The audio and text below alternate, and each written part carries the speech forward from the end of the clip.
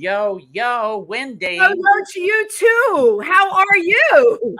I'm good. And there's a reason that we are like this, dressed Well, like there this. is a reason we're like this. You know, we're in a hip hop state of mind. But before we even share that with you, oh my God, Tim, I threw the most fabulous event with the incredible board of Triversity, located in Milford, Pennsylvania. We had to really shift everything at the 11th hour. We would have been rained out, but our event was called Can't Cancel Pride. It was called Pike County Pride. Next year, it's going to be Tri-State Pride. All right, that's a lot of names. You're wondering why?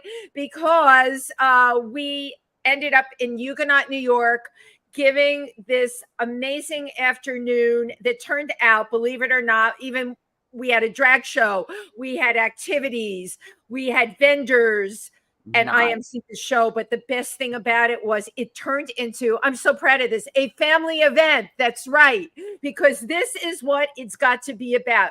Community coming together. And the drag show was absolutely gorgeous, fantasy, Broadway show tunes or popular tunes, and the little kids watching it were screaming out, "I love you." Oh, that's wonderful.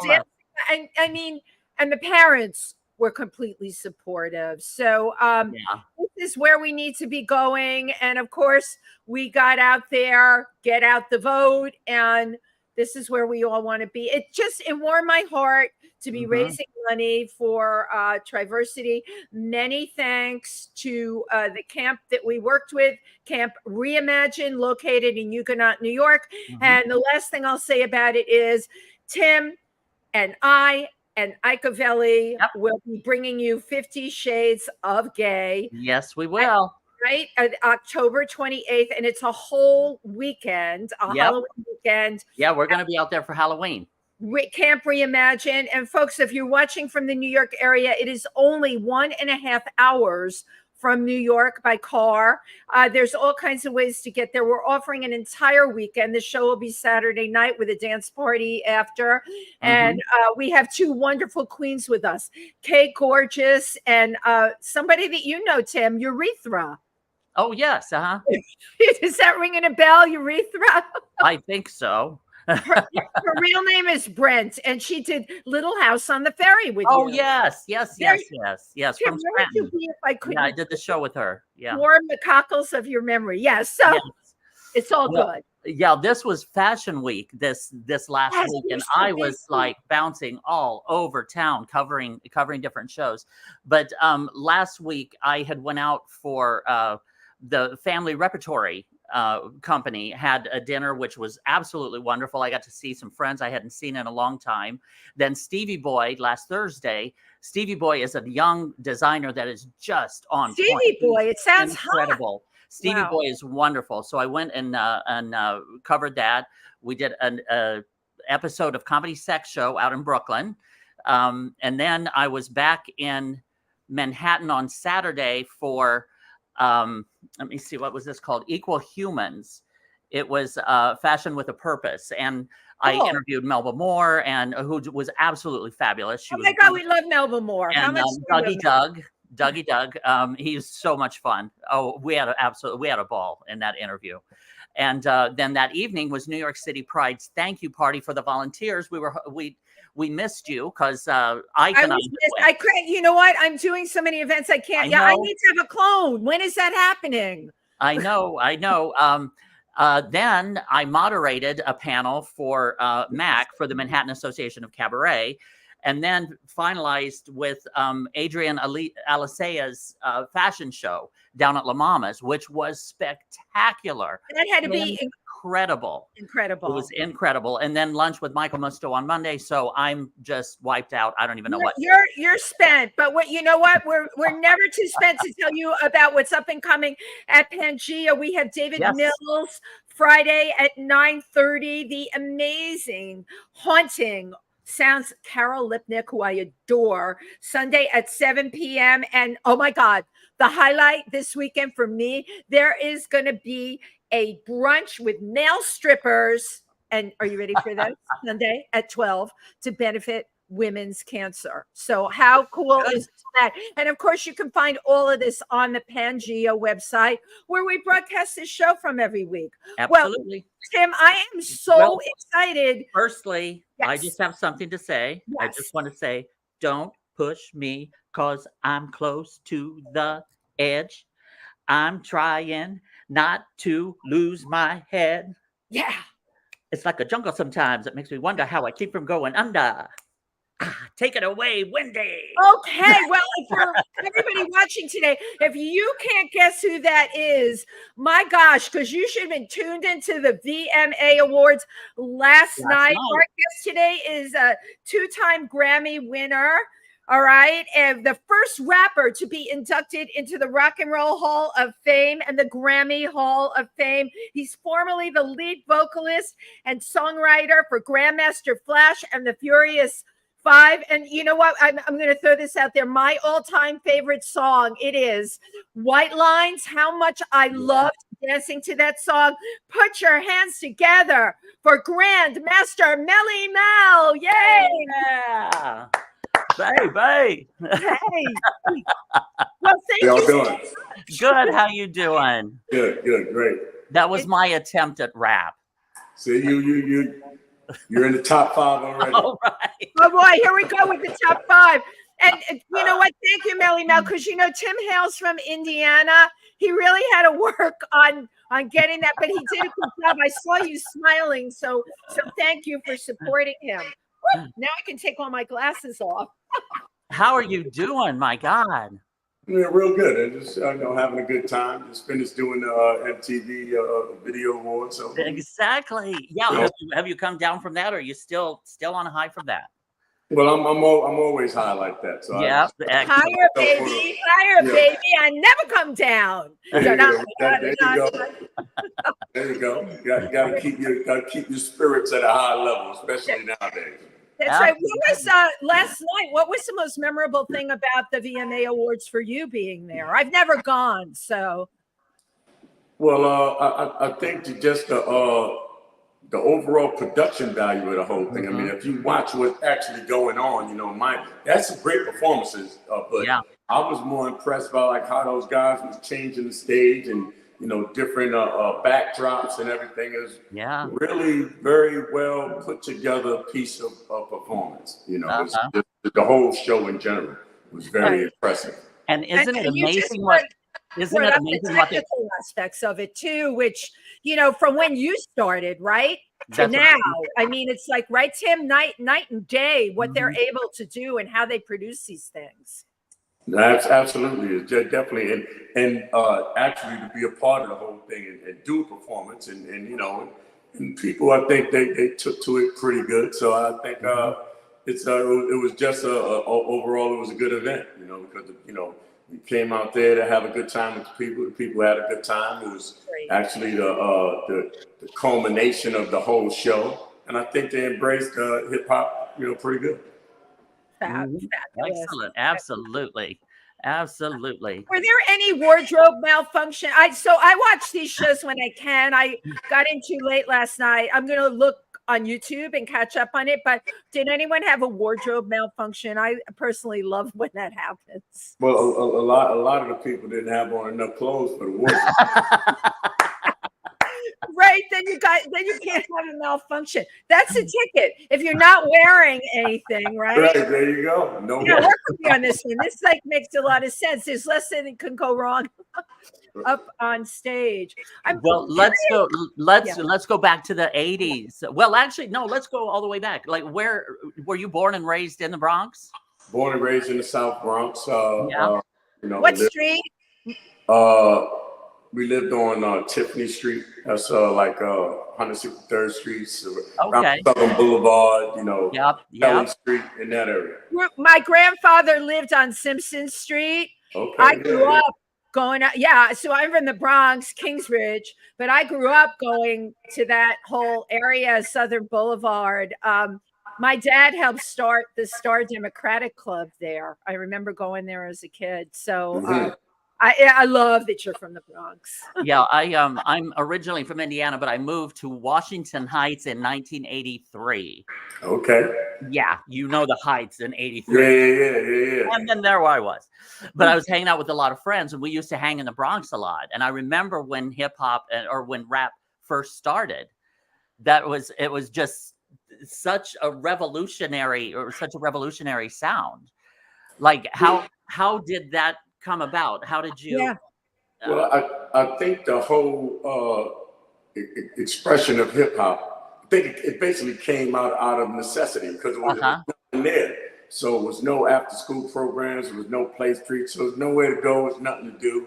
And we just, kids in the street, and we had the music, and and we had, the ability to have a good time with the music and dance. And I think everything started from there. Because I started out not as a rapper, I started out as a b-boy.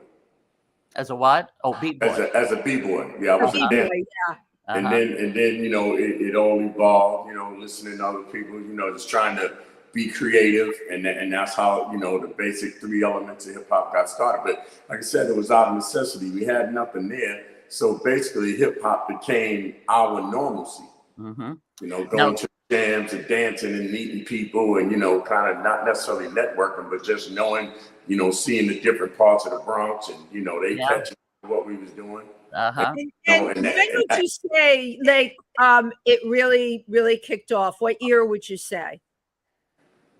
I believe it really kicked off in 1979 when Rappers Delight came out. Wow. That was the first successful hip hop project. Before then everything was more like it was more regional, like neighborhood guys doing things in their neighborhood. But after Rappers Delight came out, it became a worldwide kind of thing. Now, did you start out kind of like at house parties or? That's what basically hip hop was, house parties and So basically the red light party, and the thing with the parties was it wasn't no hip hop music to play, so they played all kinds of music, played slow records, played disco, R&B, it was reggae, we played all different kinds of music. And we played records. We had the records albums were big. Right. And great. My God. And also I remember in the Bronx, especially like a lot of the parks and stuff, breakdancing, where you get those cardboard down. Yeah. Yep. Yeah, and that was a little bit after. That was after I stopped breakdancing. That was when they started b-boying on the cardboard. That was before I started because after they started spinning on their head, I didn't have enough hair on my head to take a chance to spin it on. You couldn't get any that, So you needed hair to get traction when you did that spin. But you know what? We're talking about a whole cultural impact here. And thank you for saying it came out of the need, right, for kids in the neighborhood. Right. I grew up in a neighborhood. I grew up hanging out on a stoop, and it was a different time. People weren't stealing kids then. You hung with your friends, and from that hanging, you were able to create things. It's very, very different now. The kids that are, and I want to talk to you about this, the difference between then and now in hip hop. The evolution of evolution. Thank you, Tim. Like, how do you think the difference is now? Well, I think the biggest difference is the fact that hip hop it kind of got away from the actual essence of hip hop. I agree. It's more like a image thing. Like you have to have a certain image. You have to have this, and most of the images is like a street image. And I think that I'm not going to say it's bad, but the thing is it takes away from the music element, because street people are they're street people by definition, because that's their thing. They're about the street. Music is an evolutionary process to where you might start in one place, but the music takes you somewhere else. Yeah. So having hip hop music be based on a street mentality and how music reacts to society, it makes the ghetto a permanent situation. To whereas the people that's in the ghetto don't want to leave, and then even the people that leave, you still have a ghetto mentality, so it don't help. Yeah, it like glamorizes. And that's the biggest difference from hip hop. When I was coming up, if you did something that wasn't the proper thing to do, somebody would check you on it. Like, you know, they would. Now you can't do that. If you check one, you know, a young kid now, oh, you hating, you know, you trying to dim my light. You were smoking weed in your mother's house. That has nothing to do with hating or having bright lights. You know what I mean? And so it's like respect. And hip hop had a lot to do with it. Respect comes from the bottom up instead of true respect comes from the top down. Right. And that's the main problem. You start respecting things that you know don't make a lot of sense. You know, you start respecting things that don't deserve respect.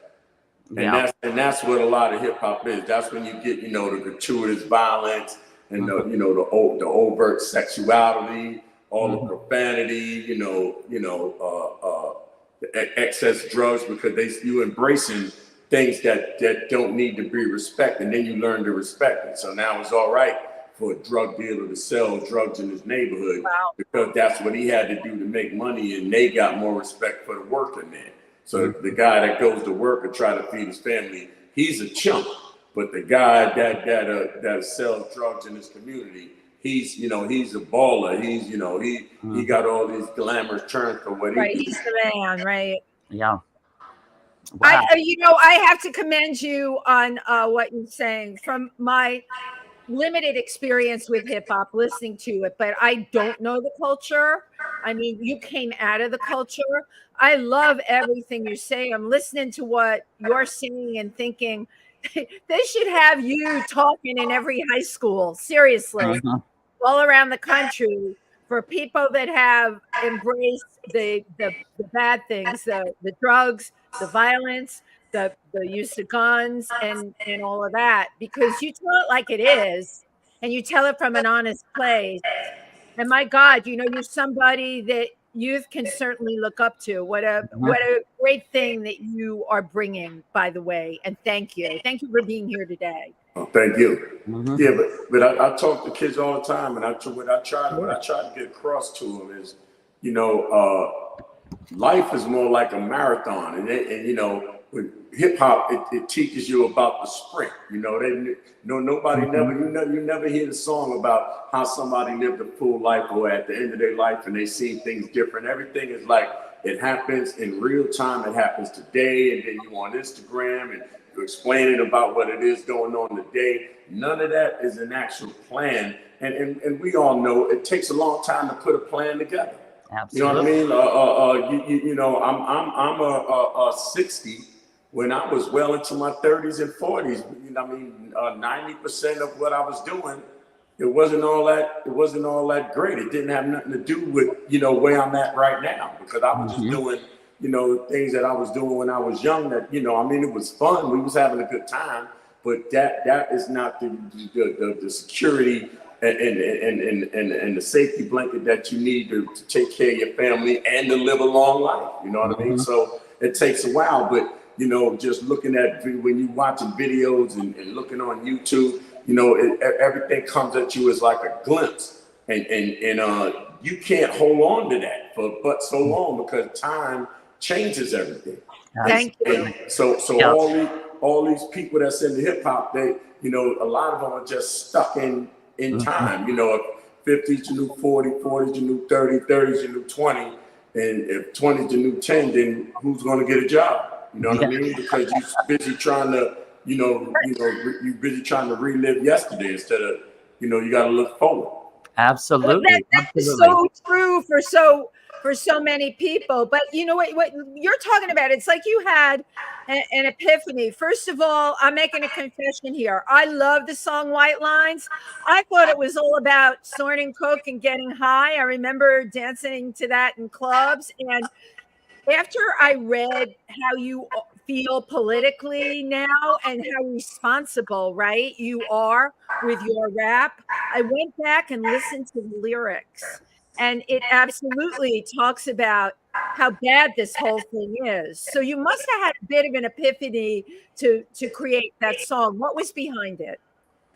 Well, me just being, you know, in the music scene, because that's what it was all about. You know, and you know, from my understanding of music, I always thought that drugs went hand in hand with music, and in a lot of you know spaces it actually does. You know, yeah. So we are from the Bronx, we, you know, downtown hanging in the Village, and I'm trying to be a star. You know, so we in the club, and you know, I see Billy Idol. He's on one end of the bar, and he's doped up, and I'm on the other end of the bar, and I'm coked up. And I was like, you know, I'm a star. I made it. You know what I mean? So now creating the music and putting the song together, I try to put a song together, not like you want to tell a full story of what's going on within the song, instead of just, you know, instead of trying to, you know, like how they do right now. If the song is about drugs, it's about them selling drugs. And, you know, when I wrote White Lines, I tried to write a song about the drug and all the different aspects of what it contains. What it could do. So that's how the song comes out. You have the party element. You have, you know, and it basically at the end of the day is a cautionary tale. You know, you wind up doing a certain amount of drugs, and drugs wind up doing you. And you know, that's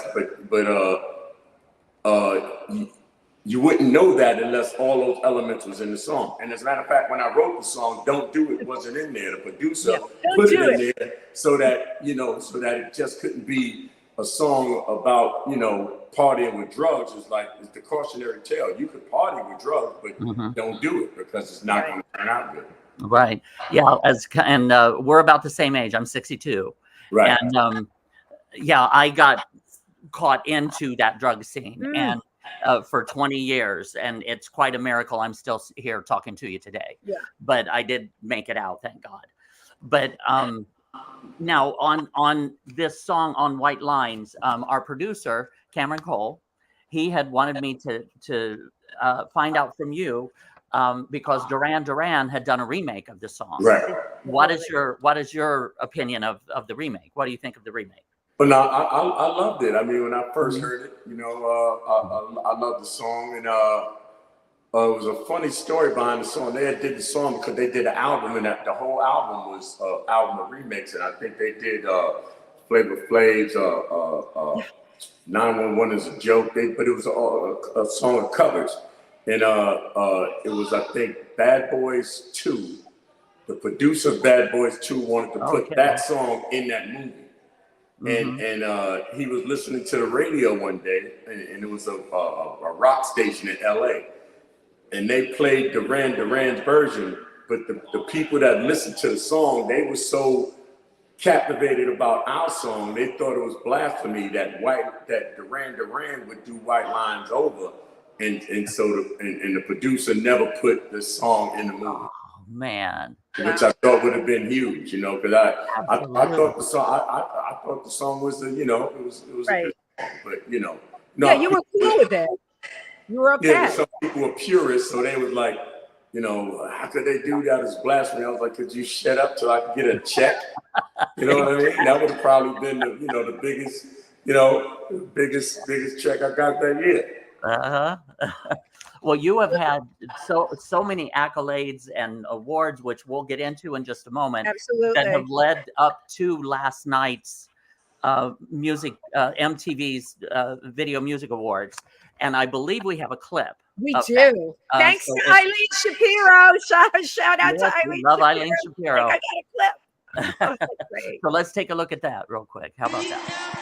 We are Grandmaster Flash Interference 5.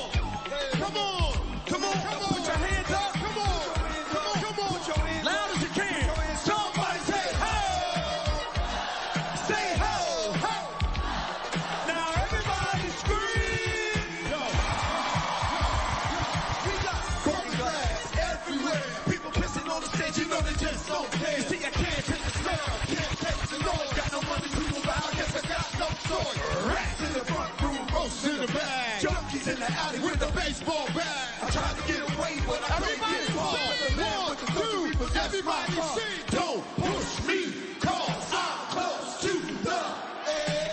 I'm trying not to lose my head.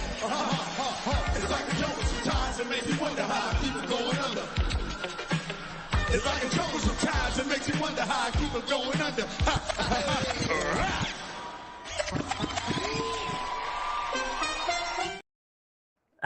Yes. I had to put my glasses back on for that. Me too. Me too. Look, you know what I love? The audience, the way it was received, your energy and the whole group, the words to the songs and all of that. Let me tell you, this is something that never goes out. It's permanent. It's in. It's modern. It's now. Absolutely. And one of the best ways you can teach the kids that aspire to the wrong stuff is your presence and you being out there and performing and doing all of this. You know, that was absolutely fabulous. Very powerful. Yeah, and then one of the beauty about hip hop, you know, I talk hip hop with people all the time, and one of the beauties of hip hop is one of the only musics where the kids and the parents could actually listen to the same genre of music. Yeah. You know, because the songs are classic enough, and then even for the young, a lot of older people listen to young music because it's music. You know what I mean? So it kind of meshes in together. Like I said, you know, most of the people there, we was probably 30 years older than them, but they still knew the record. They still understand, you know, they still understand the relevancy of what it's all about, you know? Yeah. And that's a blessing within itself, actually. It's a blessing within itself, but I have to ask, you know, it's a tough industry. Hip hop is probably one of the toughest aspects of music. What has kept you going that you can still turn it out on the level that you turned it out 30 years ago? What is it within you? Well, I still like doing it. You know, I like performing, like getting on stage. You know, I like, you know, being around people. We just left the UK last week. We did a couple of things out there. You know, and I just love performing. You know what I mean? It's like that's one of the out of all the things that I've done in my life, like you know, the roar of the crowd. You know, that's like absolutely it's like this. You know. I mean, unless, you know, and some people probably never understand it, but, you know, you have to be there to understand it. But and I think that's the thing that makes fame in itself the most greatest drug, because it's the adoration of the people and the love of the crowd. Yeah. And I just still love it. So that's what keeps me going. I hear you. I'm a singer myself, and I hear you with the response from the audience. And try to describe to us, like last night, this was like some of the best in the music industry that are on their feet, you know, and chanting for you and singing along with you. And what was that like? Well, that's the spoils of war. That's the rewards from music. Like, you know, because see, doing it for as long as we've been doing it, I always tell people I'm in the reminiscent business. So you get on stage and it's going to always be within 5 minutes. So within that 5 minutes, if you can make a person remember, or then you can make a person forget. So for the older people, you'll make them forget what's going on now, and they'll remember what it was back in the day. And then for a younger person, you know, you'll understand what's going on then. So now it's a different memory. And that's what I say, I'm in the reminiscent business. You get 5 minutes to make somebody remember something and or forget something. And then after that, it's back to normal. Oh, yeah, I agree completely. And music is one of the only mediums that can take you back to a place and a time and certain songs will take me to a club that I used to go to, and I can smell the club, you know, Absolutely. And music is really the only medium that can do that. And you can remember what you were doing at that point in time. It really is, at the end of the day, it's storytelling. You know, we hear this all the time now, storytelling. That phrase has become such a big phrase, but that's what you do with those words. You're telling a story, and you're bringing people back to a time when they felt they felt good, or maybe they didn't feel so good. You know, maybe it wasn't a great time. It's really interesting to me. I know what Southern Boulevard was like. You and I are close in age. You know, how you became such a superstar, and it's such kudos and accolades to you, to any kid that can get out of a neighborhood, right, without the gazillions of, you know, there's so many kids now that have, in this Kardashian world, that have opportunities laid for them. Man, you had to like fucking figure it out for yourself. When did you realize that you knew that hip hop would be the ticket out for you? Well, I was about say about 17 going on 18, and you know, if you look at what you're doing at a certain time, and then you always got to reassess yourself. You always got to reassess the situation. And you know, I realized that you know, scholastically, you know, I wasn't the greatest student, or you know, I didn't really have a trade, but I knew, you know, that what we was doing musically, I actually had a job because we made, you know, we was making money. You know, it wasn't a great amount of money. At 17, so that's really cool. At 17, you were already getting paid for this. Yeah, we made money. I was able to buy my own clothes, which I was never able to do, you know, as far as with my family, because we, you know, we didn't have a lot of money. So, you know, at some point I just had to, you know, it's like you have to go all in. This is what I do. This is what I'm good at. Let me just, you know, try to concentrate on this and try to get better at doing it. And I still didn't think that hip hop, it would be the same hip hop that it is today. I just thought that we would know how to do it. But the beauty about music and about hip hop is that you don't necessarily have to know how to do it to actually do it. It's just, you know, it's music, so it's a blessing, you know, and it's not, you know, it's not, it shows no favoritism on who gets the blessing. It just, you know, if the music hits you the right way, and if you're in the right place in the right time, and you could, you know, capitalize on your situation. And it happened with me, and it, you know, since then it's happened, you know, thousands of other people, thousands upon thousands. Now, right place, right time. Back to White Lines. The video. Place, right time, White Lines. The video. Yeah. Starring Lawrence Fishburne. Yep. And directed by an unknown film student at the time. Spike. Tell us who that was. Yeah. I mean, that was a combination. I love that. Well, a quick story is Joe Robinson was the owner of Sugar Hill Records. He calls me into the studio one day, his office, and he plays the video. So I don't even think I recognized Larry Fishburne, but he was, you know, he'd been doing movies the whole time. But you know, so I said, yeah, I like the video. You know, seeing Spike Lee joint. You know, I like the video. He said, you know, I said, so what are you going to do with it? He said, you know, some college guy, some college kid sent it to me, and then he said, I told him go fuck himself. Right? Great story. So now, going back now, you go forward 3 years, 2.5, 3 years later, he called me back to the office again. He shows me the same video. This is after Spike did 2 or 3 movies, you know, but he showed me the same video. And then, and you know, thinking he gonna try to put it out. And then I guess when he went to Spike Lee's people and asked that he put the video out, and from what I understand, Spike Lee sent the message to him and said, "Go fuck yourself." Love it. What goes around comes around. Exactly. Yeah, what a difference 3 years makes too. And the moral to the story is, you never know who's going to be who, because Sugar Hill Records would have discovered Spike Lee. Yeah, Right. yeah, If he would have used it in the beginning. absolutely. Which is why you always treat people with respect, no matter who they are. I mean, right. I abide by that all the time. And another collaboration, Chaka Khan. Yeah. Oh my God. Yeah. I feel for you.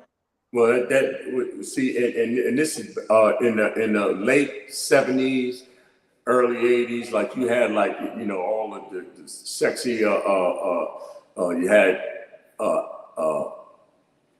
the girl from Good Times. You had Lola Falana. Yeah. In Yeah. Vegas. You had Pam Grier. Yeah. Yeah. Oh my God, love Pam Grier. And you had Chaka Khan for the record. So everybody loved Chaka Khan. But I was a kid then. As a matter of fact, one of the first concerts that I ever went to, Chaka Khan had headlined the concert. Wow. Years later, when we were making records, and it was an older guy's name was Arif Mardin. It was his idea to do the record. They flew, they sent the track, and it wasn't like studio was now. I put my voice down, they put it on a 2-inch tape, and then we sent the 2-inch tape to LA, and then I guess they mixed the record or whatever. I was, downtown hanging out at the Roxy's and all that, and I took the cab. Yes. And I was high. I was ridiculously high. And then I heard, Chaka Khan. I'm hearing that in the cab, and I'm thinking I'm tripping out, right? I'm in the back of the cab high, so I'm thinking I'm tripping. And then that's when I first heard the song. Oh my God! And the yellow cab coming uptown from the rocks. And then I didn't see Chaka Khan because we had did a tour, and we was overseas. We did a USO tour. And when the Grammys came around, they flew me from, we was in the UK. I went from the UK to New York and then to LA, did the Grammys that night, got up the next morning and flew back to New York and then back to LA to finish the tour. But that was the first time that I'd seen Chaka Khan. Wow. That was at the Grammys. And you won the Grammy. Wasn't that best record? Record of the year. Yeah. Oh my God. I'm curious, like and the reaction to you winning that Grammy with that record. That was really, whether intentional or not, Chaka Khan was really considered commercial, right? Was that considered a crossover for you? How did people react to that? Yeah, it was definitely a crossover, and it was the first of its kind, like a hip hop R&B collaboration. I think to this day, I think that's still one of the best records. Actually, I would. It's a great record.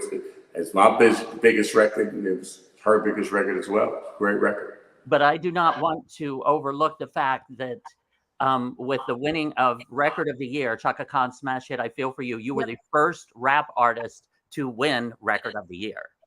Right. And another thing a lot of people don't know about that record, it was written by Prince. He had actually did. Wow. He has a version that he did. He didn't actually write it, but it was a remake. I Feel for You was a remake that Prince did. Wow. And then they just put Stevie Wonder on the record. It was a great record. Yeah. Let's just throw them all in, right? Prince, Stevie Wonder. It blows my mind. My God. Yeah. Because I'm thinking of who's still around, right? Man, you have been through decades, and we've lost so many people, like Prince, we've lost so many big talents from that time. What do you think it takes to have somebody survive into now? Because I'm sure in the world you were in, you probably came close a couple of times. Well, absolutely, but and it all boils down to what fame is to the individual. Thank you. If like you got people where their fame is, I'm famous and I want you to know I'm famous, but I don't want to take a lot of pictures and I don't want to be in the crowd. My fame is like I provide a service. And it's just like anything else. It's like a doctor, a lawyer, or a teacher. Right. You provide a service, and that's your job. That's your lot in life. You write songs. You're an entertainer. So you go around and you entertain people. That's your service. So I don't necessarily mind, taking pictures and signing autographs, because I think the problem is where you have a problem when nobody wants your autograph. Right.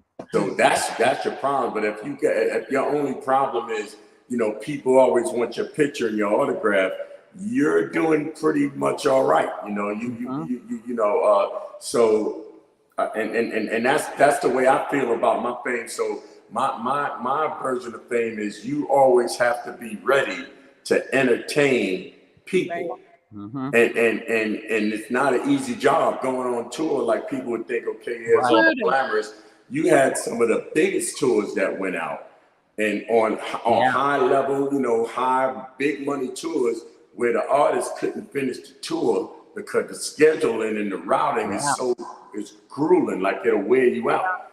So I actually, I trained to go on tour. You have to be in, your cardiovascular, you have to have good cardio, you have to, your immune system have to be strong. You have to not necessarily watch what you eat, because you'll be eating on the fly. So you have to understand what the diet is, so that you don't, really overeat or eat too much of the wrong things. Right. And you have to be prepared to be famous. It's a preparation. It's not like, you just, you could just get up one day and do a whole tour. I guarantee you the average person is not in good enough shape. The average in shape person is not in good enough shape to do a whole tour. I mean, look what just happened to Madonna. She had that whole tour plan. She got a bacterial infection that took her down, which can happen to anybody. But what you're talking about is like when you get prepped in the Army, right? They got to put you through your paces. You got to get your strength up there. And then you go to war. And in many ways, touring is going to war. But I'm sure, like when you were in your 20s, we all abuse ourselves in our 20s, right? Because we think we're never going to die. So you probably didn't prep so much when you were at that age. Well, we kind of did. I mean, we always try to stay. Even when we was getting high, I always try to stay in shape. It's just that once you start getting high, you can't really, it overtakes you. So But I always wanted to prepare to be in front of a crowd. But just like, let's just say with this jacket that I got on right now, this is a jacket I could wear on stage.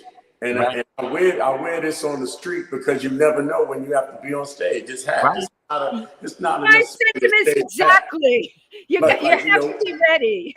Right, people be in the airport, right? You go to the airport, and some people be in a sweatsuit, some people be in pajamas, and then a couple of times it happened, I lost my luggage, and then you have to go on stage with something.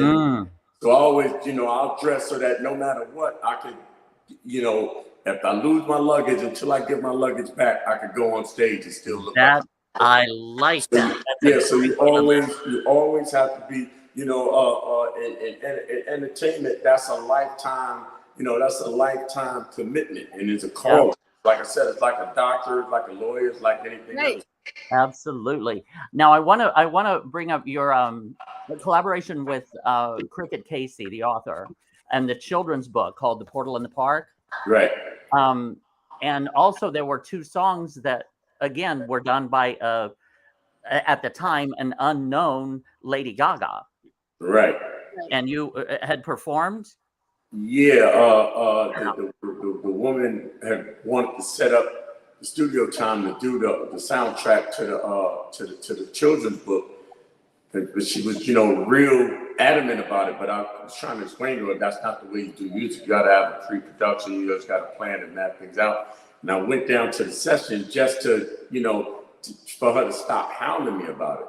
So the girl is there. Okay, let me hear what you got. The song was pretty good. Very very talented young lady. We finished a couple of songs, and then we, for the album, and, got to know her, somewhat. And, she used to had a band like this, was like a college band, and did a couple of shows. So we went and seen her perform, some white soul kind of thing. Real good stuff. Yeah. 7 months go by, and I asked the guy that we was all in the studio with, one of my partners. I was like, because her name is Stefani. So I said, whatever happened to Stefani? And then he said, she's going to start doing club music, and she's going to change her name to Lady Gaga. I love it. Wow. And this was when I responded and said, have she lost her motherfucking mind? What kind of shit is Lady Gaga? But it worked. I mean, I would have never thought it, but and to this day, I thought that the stuff that she was doing then was just as good or even better. I actually thought it was better than the stuff that she's doing now. She's a very, very, very, very talented young lady. Yes, very talented. I agree. Now, our Cameron Cole, our producer, he had just sent a message that said, "Did Melle ever meet Prince?" dying to hear what Prince thought of "Feel for You." Never met Prince. Always one, and that was the closest doing the "I Feel for You" song. And I remember it was one year, I think it was either the Soul Train Awards or BET, and they honored Chaka Khan, and I didn't know that the show had even came on until like, you know, maybe a week later. And Prince was there, Stevie Wonder was there, Chaka Khan was there, everybody was there, but I wasn't there. And a lot of stuff, industry stuff, I never take personal. That was the only time that I really took it personal, because I would have had a chance to be on the same stage with Prince, Stevie Wonder. Absolutely right. I wanted to talk to you about how you've been involved politically, because I think that's a really important message. I danced to your music. I knew who you were. I had no idea the amount of involvement politically with artists against apartheid. Can you talk a little about that and what you did with the Martin Luther King family as well? Well, yeah, in music, I mean, music always translates into reality or into society. So, you know, a lot of times you have a chance to use your talent to you know, shine a light on certain certain things that's wrong, or, you know, certain aspects of society. And so and Lil Stevie actually, because he came up with the Sun City project, and actually me and Lil Stevie, I work with him in a program. He has a school program that he does now, and I, you know, have a hip hop little section, and, you know, and I'm involved with that. And I think it's just something to do. And I thought that, you know, the project from Sun City just brought all of these different musicians together, and it really shined a light on how unnecessary racism really is. But that's a mantra for today, right? And I think and to this day we made, you know, a lot of good friends, you know, from doing the project. The Martin Luther King project, that was something that came naturally. Me and Curtis Blow got with Dexter King, and we put the song together, and they put it out. But I mean, even to this day, I mean, I work a lot with the local politicians in the Bronx, you know, trying to do you know, some anti-gun projects and anti-violence projects, working with kids, Guns Down, Life Up, and you know, but it's something that you have to do, because you have your music side, and then you have your realistic side. But the music side can help, you know, can help, because that's the main thing. Everybody's a public servant when you look at it. It's something, it's something that you're doing. If you're doing something, it's something that you're doing. If you're a bus driver, you fix elevators, you know, a cab driver, those are all, that's public service. You know, people don't look at it like that, and you know, and it might seem like it's a job, but I guarantee you, you know, and a lot of people might not appreciate public service, but I guarantee you, if one day all the bus drivers got up and walked away, that would affect. Absolutely. So that job isn't, you know, person would think that job is not an important job. It absolutely is an important job. You know? Absolutely. And that's how I look at music. You're providing a service, and you have to use your star power to help you know, to help people in other areas in the service that could be provided to them past the music. Absolutely. Now, I know you have another show you have to get to after hours, but I just, one thing that some of the people are commenting, and I'm not sure if we're going to be able to get to all the comments today, but Beat Street, just mention about Beat Street. Right. Oh, well, that song was, came from the movie that we did at Beat Street. I think it came out in 1984, so that was actually my best year, because Feel for You came out in 84 as well. But that song was inspired by the great Harry Belafonte, who had produced Beat Street. And he had sat down and had a conversation, and he was explaining all these things. And if you know, for those people that had listened to the words Beat Street, it basically had nothing at all to do with the film, but it had more to do with the conversation that we had with Harry Belafonte, who was an entertainer and an activist in his own right. You know, his history and his story. He was an activist in his own right, and it enlightened me. You know, having a conversation with him, it enlightened me on a lot of things, and that was the inspiration of me writing the song "Beat Street." I was talking to Harry.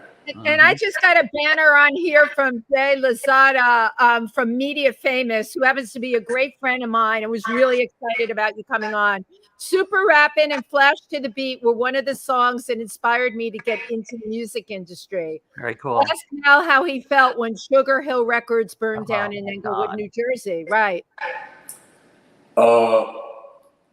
When Sugar Hill Records burned down, I was overseas and I heard about it on the news. And then I was living in LA at the time, but for some reason I had flew into New York. I must have had a project or something that I was doing in New York. And I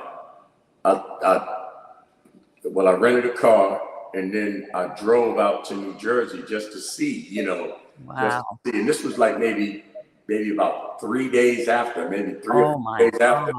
And when I thought I was going to see like a burnt building or something, but it wasn't. It was just as flat as the ground. Like when they say it burnt to the ground, it burnt to the ground. It was like flat ground. And that was crazy. Oh, that would be devastating. Absolutely. Yeah. Because actually that building could have been, if it didn't burn down, it could have been like Motown, basically. Thank you. Now, a friend of mine, Mars Roberge, who is a film producer. He's been on our show too. He says being a kid from Toronto, seeing you in Beat Street changed my life forever. I even stopped listening to rap for a long time when you stopped releasing regular albums because I thought, what's the point without the GOAT, without the greatest of all time? I appreciate it. He says you still are and will ever be. I was upset when I heard they wouldn't let you enter the rap contest anymore. The Bronx needs a statue of you. I love that. It's very, very kind words. Thank you, brother. See, and that's the thing now. Just to because legacy wise, I mean everything is secure, but you know the thing with fame is, you know, that's the what have you done for me lately game. So you know, we're trying to put out new music. I got with a great legendary writer, Randy Edelman. You know, we put a song together. You just did a collaboration with Randy. This is great. Yes. I think it's a nice song. When I first heard the song, you know, thought it was a very inspirational, uplifting, poignant, you know, good writing.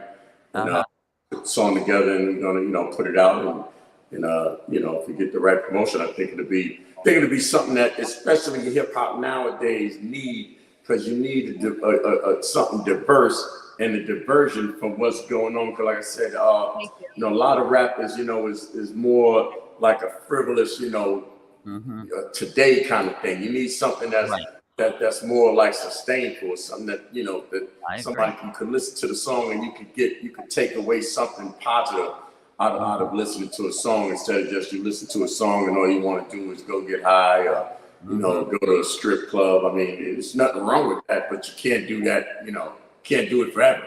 Yeah. Well, Melle Mel, oh my God. I think the world of you. You are an amazing pioneer. Yeah. You have broken just such a leader in the industry.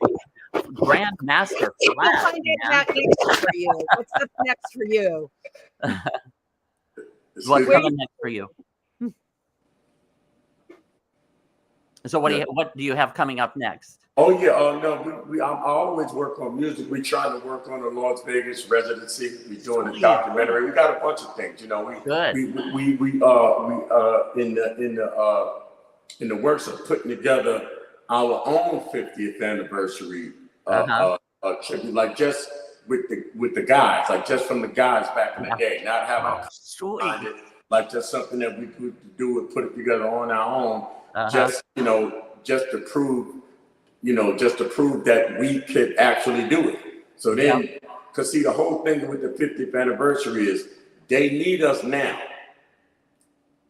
By next year, we shouldn't need them for anything. Wow. we should already be self-sufficient. And I mean, it won't be on a high level like Yankee Stadium, but it'll be something, you know, we don't need to be Yankee Stadium. We need just a version of things that we could do that's small, but it'll make us more money than we ever made. Right, absolutely. And so that's what we're trying to put all of that. And of course, you know, being in the studio, doing new music, I always work on new music. Like I said, with the Randy project. So we got a lot of things going on. That's you got it going on, as we say. Well, so great that you have a busy day. You were on Mickey Burns. Now you're on this show. And next, for those of you who want to stay tuned, flip over to YouTube to the Jimmy Star Show with Ron Russell, because Melle Mel's going to be, my gosh. But now we're going to sign off right now, but don't you sign off, because we want to come back and get a picture with you. Okay. Okay. So, but we'll roll the credits here. But thank you so much for coming on. This was incredible. I'm just, let's all do the Bronx salute. Okay. Yay. Okay. There you go. There we go. All right, Bronx. Thank you, Melle Mel. Thank you.